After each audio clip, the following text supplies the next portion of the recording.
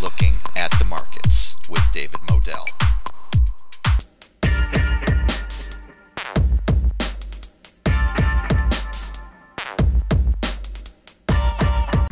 I'm speaking here on Looking at the Markets with the great Mr. Jim Rogers. And again, I thank you so much for your time. Wanted to ask about your travels. Right now you're in Singapore. Let me ask you this. Is Asia the place where people should be looking if they don't want to get into U.S. equities? Well, everybody should only invest in what they know a lot about. If you don't know where Asia is, you can't find it on the map. Then don't think about investing in Asia. The only people who are successful in investing, or in most things, are the people who stay with what they know. I happen to think that Asia is going to be the most important continent in the 21st century. I moved here so that my children would know Asia and would speak Mandarin to prepare them for the 21st century. I know there are lots and lots of opportunities in Asia. I see them every day. But that does not mean somebody should invest here just because I did. You should only stay with what you know. Totally understandable. You've done so much traveling. You've written books about this, and I really recommend people check out your books on Amazon.com. What have you learned about human nature and just about finance and the financial psychology in general from your travels? Well, we're all pretty much the same. In fact, I know we're all the same. We may have different colored skin or religions or language or food or sports or whatever it is. But essentially, we're all the same. We all want the same things for our own happiness and our children. We want peace. We don't want a lot of turmoil in our lives. But everybody, nearly everybody, is ambitious. Everybody does want a new life, a better life for themselves and for their family. I also have found that no matter where you go and throughout history, people have always needed a spiritual element, some kind of religion. Not everybody, but religion has been very powerful throughout history, no matter which country in the world. So we have a lot of similarities, all of us. Politicians are good at riling us up, and they start screaming about our different languages and our different color, skin, or religious or something, and they stir the pot because it's to their advantage to cause people to get wildly emotional and patriotic. It's not good for anybody else. The war has never been good for anybody. It's been good for commodity producers and a few politicians, but nobody else. So we're all the same in most ways. I totally agree with that. That's great words of wisdom there. So right now, are you a stacker of precious metals, and why or why not? Well, I'm not sure what a stacker is. I don't know the term. If you mean by somebody who collects or invests in stockpiles, yes, if that's what a stacker is, yes, I do have precious metals. I've been buying precious metals since the 1970s. I've never sold any, at least any of the physical precious metals. I've certainly sold in the futures markets, etc. But no, I do have gold and silver coins, and I've never sold any. I hope that my plan is that my children will have them someday.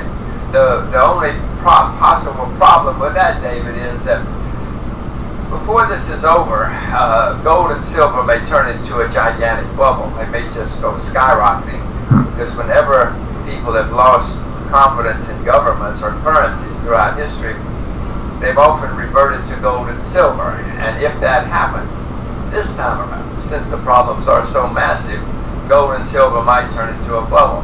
And you always have to sell bubbles. I hope it doesn't happen that way, because I'd like for my children to have my gold and silver someday.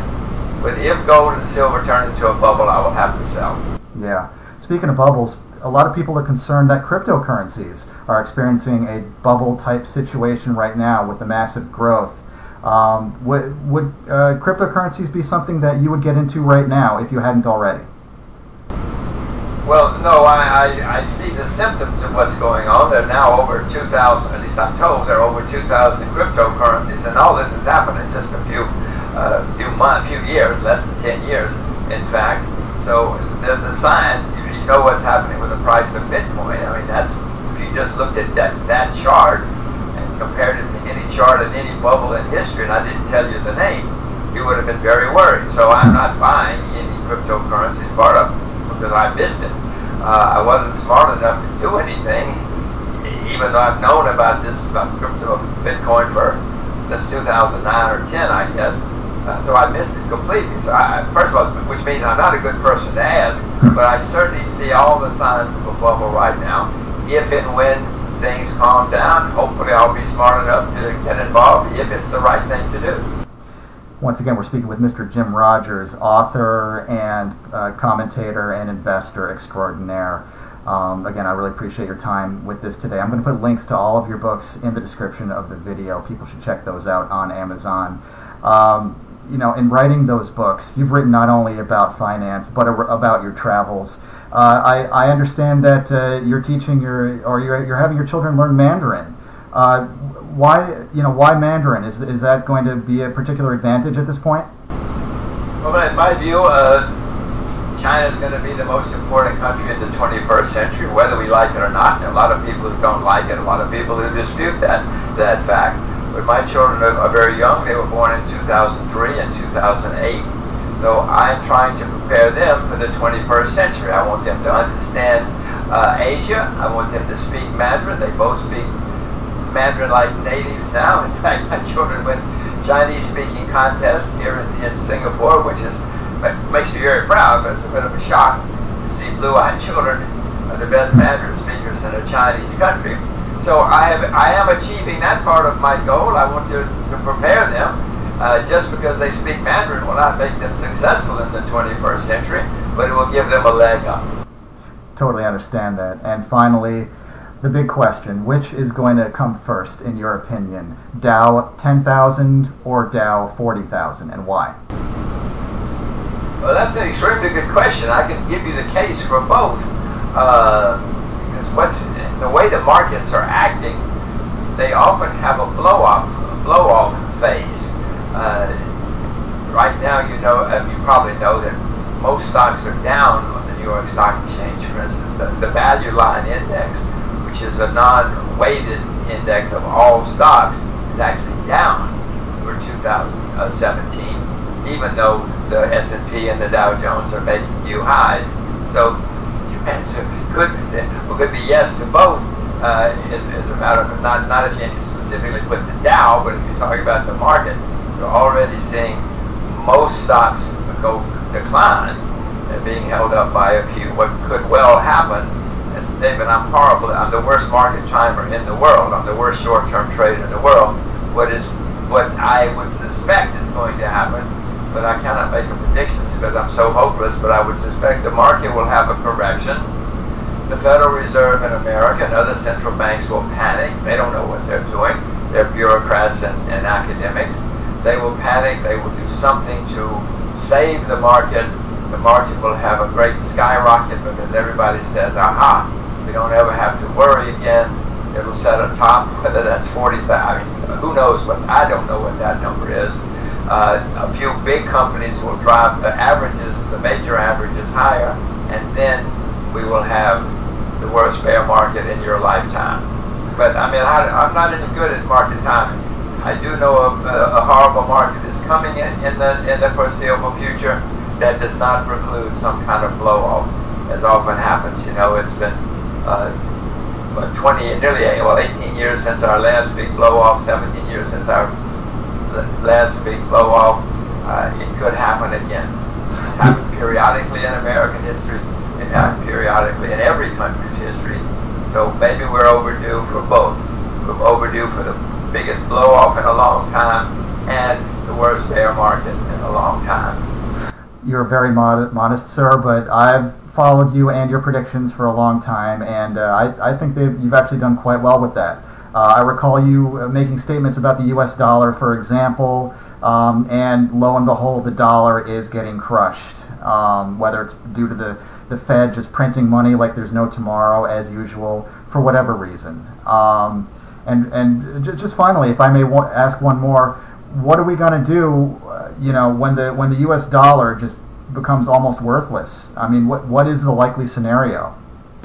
Well, I certainly expect that to happen eventually. America's the largest debtor nation in the history of the world. No country has ever had such high debts, and our debts are going higher every day. Every politician in Washington, from Donald Trump on down or on up, depending on how you look at it, says they're going to do something about the debt situation. But they've been saying that for decades, and it continues to get worse. So America does have serious fundamental problems. I do expect another big rise in the dollar, but that will be the last one. If you look back at what's happened to other currencies in history that have had this kind of situation, they all wind up going down dramatically, very, very dramatically, and some eventually disappear or get revalued. You know, they start over. They just call in the old currency and give you new currency. That is undoubtedly going to happen when the U.S. dollar finally has its decline, when it starts really getting hit horribly. It will certainly go down, 50%. 50% is normal in markets like this. I mean, it's a shock, obviously, but when you have major currency revaluations, the major ones have always gone down at least 50%. So you should be worried. People should be knowledgeable, and then if they get knowledgeable, they will be worried, and then hopefully they will get prepared. Mr. Jim Rogers, we need you around because you're giving us, you're not scaring us, you're giving us that reality check that we need so badly. Again, people should be checking out your books. They are available all on Amazon, correct, sir? Yes. They're available. Any bookstore can order it, Amazon, anybody. Absolutely. Very good, sir. I recommend people order all the books that you've written. I'm going to list them in the description of the video. And thank you much. I know you're a busy man. Thank you so much for your time. You're welcome back. You're welcome back anytime. Thank you. Thank you, David. Bye-bye. Okay. Thank you for watching. Please like, comment, and subscribe. And I'll see you next time.